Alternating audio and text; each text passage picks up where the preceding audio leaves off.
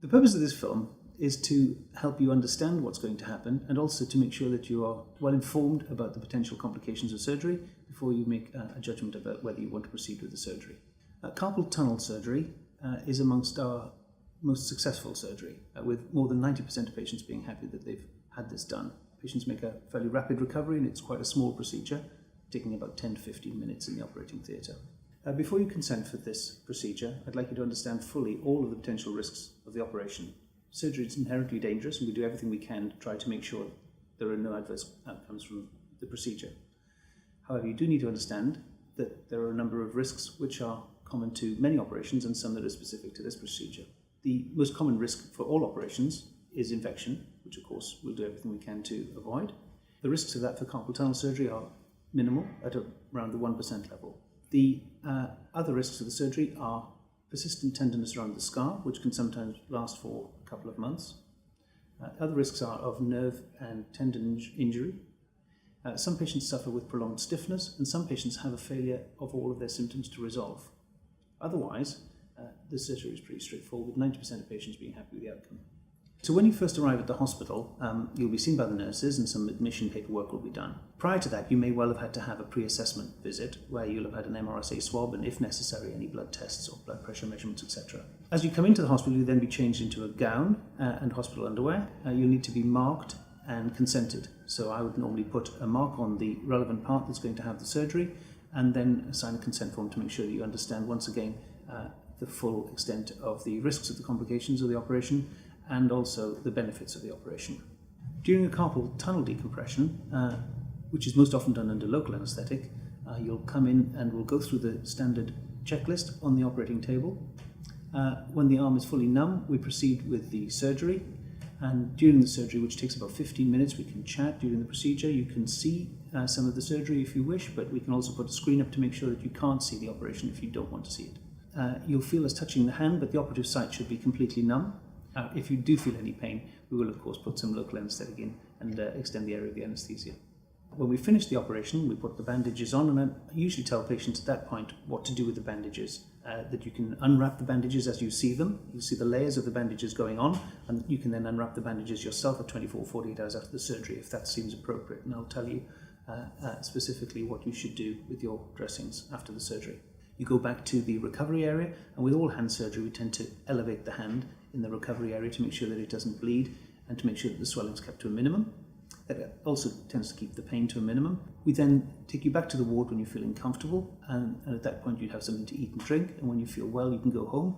We're quite keen to make sure that everybody has an escort to take them home, because going home alone after a surgery like this is not advisable. Following a general anaesthetic, you'll leave the operating theatre and go to the recovery room, and in the recovery room I'll explain to you about the surgery. Often it's quite difficult to remember what's happened in the surgery, and that's another reason why it's quite good to have an accompanying person so I can talk to them and they can help you understand what's happened during the surgery when you're fully awake. We'll write you up for some post-operative painkillers which you'll take home. If you already have your own painkillers, of course, that you can use those as you're comfortable with. You go back to the ward, and usually after an hour or two you have something to eat, and if you've had something to eat and drink and you're walking around the room, you'll get changed, and when the nurses are happy with you, and provided the dressings are all satisfactory and there's no bleeding through the dressings, you go home with all the instructions for your outpatient visit already in place. I tell all my patients to reduce their dressings at 48 hours. So I'd like you to keep the hand elevated and move the fingers. I'd like you to try to get your nails into the bandage and spread your thumb out, as we will have rehearsed at the end of the operation. The bandages do not include the fingers or the thumb. The bandage extends to about here. And then I'd like you to keep the fingers moving to prevent stiffness and keep the hand elevated for 24, 48 hours. So that involves putting it up on some cushions, or perhaps resting it on the back of the sofa when you're sitting quietly. And when you're out and about, just trying to keep your hand elevated will reduce the swelling, keep the pain down, reduce the likelihood of stiffness later on. When the bandages have been reduced, I like my patients to then remove the sticky dressing that I'll have shown you at the end of the surgery. And following carpal tunnel surgery, I tend to use non-dissolving stitches, which I take out to 2 weeks. Sometimes these stitches break prematurely. If 1 or 2 stitches break prematurely, that's not important. I'm happy for patients to wash the wound in normal soap and water following the surgery, even when the stitches are in. And you can do that from 72 hours after the operation.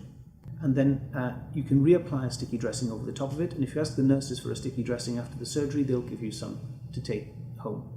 If you want to leave it open, that's absolutely fine as well. You can return to work when you feel comfortable to, and after a carpal tunnel decompression, that's usually at 5 to 7 days. People vary enormously, and for office work, it's usually about 2 weeks. For heavier activities such as using a drill or a screwdriver, carpenters, etc., it's usually up to 6 weeks. Musicians may take 3 or 4 weeks before they return to normal performance. Following carpal tunnel decompression, I like to see all my patients at 2 weeks, which is when I take the stitches out. At that stage, the wound is often a little crusty around the edges, and it would benefit from some moisturising. And I'll be looking at the range of finger movements and wrist movements, etc. And we'll talk about whether your symptoms have started to recover. Some patients will have started to recover by 2 weeks, and the numbness and tingling will have gone away, often within a day or two of the surgery. The vast majority of patients have a very successful, straightforward recovery following surgery. Unfortunately, if there are any problems, you can contact me straight away via my secretary or through the hospital where we performed the surgery. And then they will put you in touch with me, and I'll be able to talk to you on the telephone. You can send me an email with some photographs, or we could arrange an urgent appointment.